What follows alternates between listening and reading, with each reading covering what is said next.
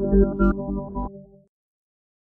do have the latest updated top 25 college football playoff rankings. I wanted to give my quick reaction to them. Not much changes, amongst the top four teams. We've got Georgia at number 1, Ohio State number 2, Michigan 3, TCU at number 4. Interesting enough about the top four teams, none of them covered this week. That is interesting. We expect Georgia to finish as the 1 seed, beat Georgia Tech and then LSU, and then they will be headed to Atlanta because they'll get to choose where they go for the first round of the playoffs and face whoever the 4 seed is.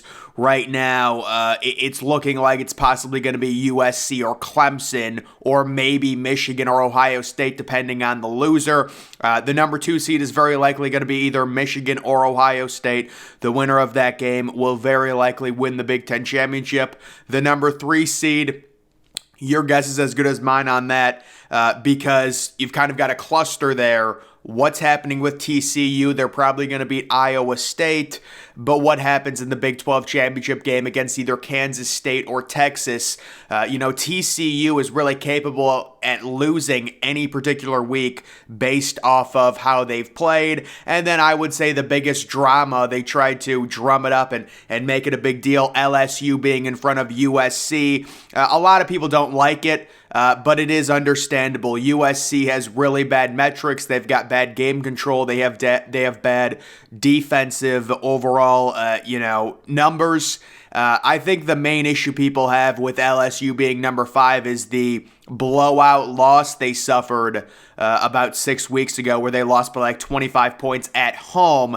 And they're a 2-loss team versus a 1-loss team. I'll be honest with you guys. I think when you factor everything in, I would give USC the number 5 spot right now. Not that it matters, because I think if USC wins out, they do deserve to make the playoff, and they will make the playoff because you're talking about a win over Notre Dame and then a win over whoever is in the Pac-12 championship game. But people seemed pretty pissed that maybe it was SEC bias, whatever, I don't know. LSU, to me, if LSU faces USC on a neutral field, I'd probably say USC is a 3-point favorite, even with their bad defense. I just think their offense is a little bit more explosive. LSU really doesn't do it for me, but I do have to say LSU beat a UAB team that really wasn't that bad. You've got a lot of casual people saying, the SEC is facing cupcakes the second to last week of the regular season. And while that's mostly true, with Alabama and Mississippi State, UAB is really not a bad football team. UAB is probably better than a team like Indiana, who Ohio State just faced a few weeks ago.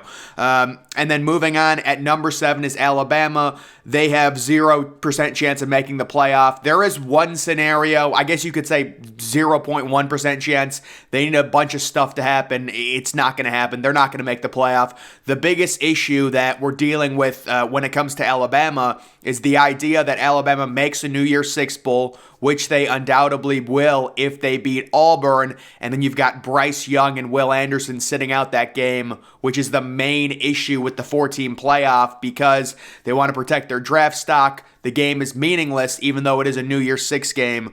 That is the biggest issue with that. Clemson at number 8. So I would say there are definitely paths for Clemson. But the ACC really is not good, and it comes down to, if you're a Clemson fan, you really have to root against both TCU and USC especially. You need USC to lose a game because you're talking about a big issue with Georgia. Let's say Ohio State beats Michigan, Georgia, Ohio State, TCU, and then if USC wins out, even if you have one loss and you crush North Carolina, you are not getting in over USC. They're going to have too many quality wins over you. And the other problem for them is North Carolina just lost, and they were talking about it on the show, and that's really going to affect and hurt a potential top 15, maybe even top 12 win if North Carolina would have taken care of business and beaten Georgia Tech. And you also had the angle of Drake May possibly being a Heisman finalist. That's gone now.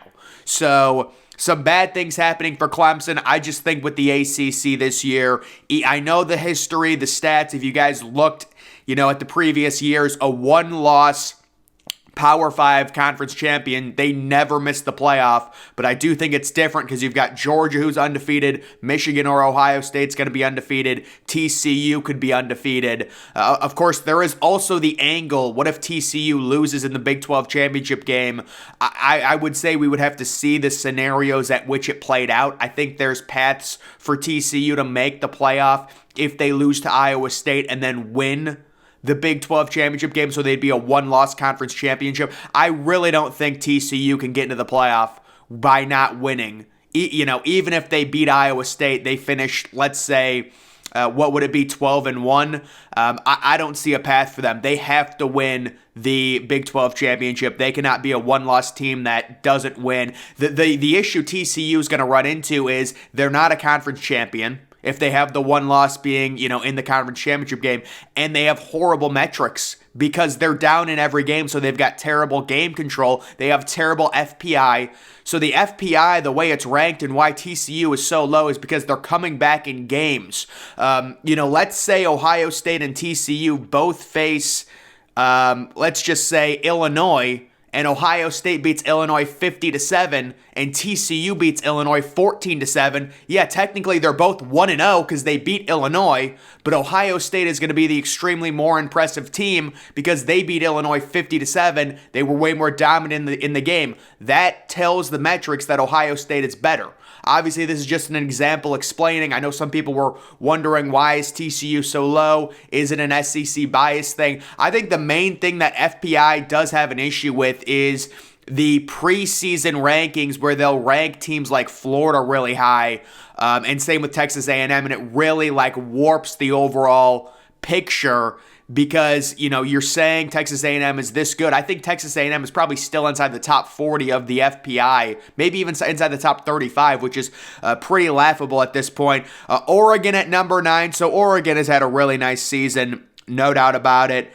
They just won another very impressive game with Bo Nix dealing with an injury. Tennessee drops down to number 10. They're going to have major issues with Tennessee. I think the best case scenario for the committee and for college football, and this is nothing against Tennessee, they need to lose to Vanderbilt. Because if you put Tennessee in a New Year's Six Bowl without Hendon Hooker, it is not an ideal situation. You would probably guarantee if Tennessee does make a New Year's Six Bowl, they would be facing the Group of 5 automatic qualifying team, whether that's UCF or Tulane or Cincinnati or a team like that. You do have at 11 Penn State, so I really like Penn State. They keep them at number 11. That's fine with me. Kansas State at number 12. They win. They're in to the Big 12 championship game. They get to face TCU, and they do have a legitimate chance at a New Year's Six Bowl, which is something I actually predicted in the preseason. Washington at number 13. I think maybe a little bit high for Washington. Personally, their defense is not good. Utah to me is better than Washington. Utah at number 14. Notre Dame at 15. That's very, very key and big for Ohio State. And you take a look at Notre Dame facing USC on the road. What if Notre Dame wins that game? Guys, this is the big deal for Ohio State. There's a scenario where Ohio State loses to Michigan and they don't even have to sweat. Let's say Notre Dame beats USC. That kills two birds with one stone for Ohio State. You're looking at Ohio State, a one-loss team. USC gets knocked out, so they're out of the picture with 2 losses because Notre Dame would beat USC. And then for Ohio State, they beat Notre Dame in week 1. So now Notre Dame, they beat USC. They're probably at least moved up into the top 11, maybe even top 10. Penn State possibly is a top 10 team. Now Ohio State has a resume. They're a one-loss team with 2 top 10 wins. USC is out of the picture, and it would really come down to a one-loss Clemson. In that situation, I am 1,000% sure Ohio State would be in over Clemson. And that would be a Clemson team that is the ACC champions. 100%, I'm sure Ohio State would be in over them. If that situation played out where Notre Dame beats USC. Notre Dame has to beat USC. Because for Ohio State, if they lose to Michigan and then Notre Dame loses to USC, you're in deep trouble then. You're in trouble because now USC gets another quality win. Now they can win the Pac-12 champion. And now one of your best wins in Notre Dame, they just suffered their 4th loss and they're going to be devalued. So that's kind of how that whole situation works out. Florida State, another team. You see these teams like It's Penn State, it's Notre Dame, it's Florida State. They're all playing great football. They need to be moved up. They're at number 16. North Carolina falls down to number 17. You couldn't drop them that far because they still do only have 2 losses, so they did move them down like 4 spots, I think. North Carolina, very bad defense. Unfortunately for them, the offense was what really did them in, only scoring 17 points, I believe, against Georgia Tech. That's very, very bad. UCLA at number 18, they're a fun offensive team. Tulane gets back in the mix at number 19. They had a very impressive win. Nobody remembers it because I think it happened on Thursday, but it was a very dominant win over a decent team. Ole Miss down to number 20. Yeah, the loss to Arkansas really takes them out of any sort of New Year's Six bowl consideration there. Oregon State at number 21. They've had a good week. I think they beat was it Arizona State 31-7. UCF only falls to number 22. That's very interesting. They lose to Navy as 16-point favorites. Navy has 4 wins on the year, but they only fell 2 spots. Texas gets ranked again with 4 losses. Cincinnati at 24, and then Louisville also gets ranked with 4 losses. That's a little bit of a positive there for the ACC. But overall, just looking at this and analyzing these rankings, I think I've gone through pretty much everything. I said, at this point, there really are only 7 teams that can get into it. The top 6 and then excluding Alabama. So it's the top 6 plus Clemson, the only teams that have a legitimate chance.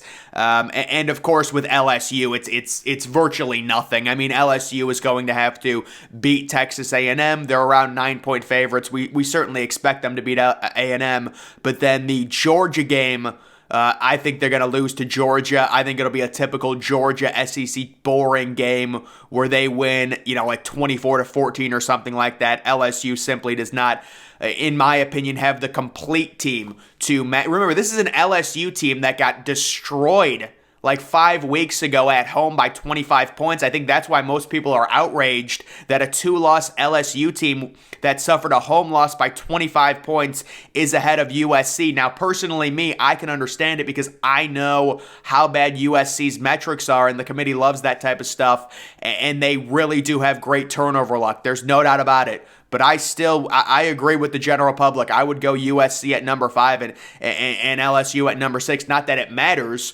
Of course, it does get interesting. Let's say USC wins out. Let's say LSU ends up beating Georgia. Now, what do you do with USC and LSU? A 2-loss LSU, but they win the SEC versus a 1-loss USC. And then, of course, the situation with Michigan. Michigan right now sitting at around 7.5-point underdogs, dealing with the injury to Blake Corum. It could be very unique for Michigan where, let's say Blake Corum plays a quarter, gets injured or something, Michigan loses to Ohio State. If you're Michigan, you would have a potential built-in excuse, saying Blake Corum was out, he's going to be healthy for the playoffs, possibly, or maybe Blake Corum doesn't even play, and you could have a massive excuse.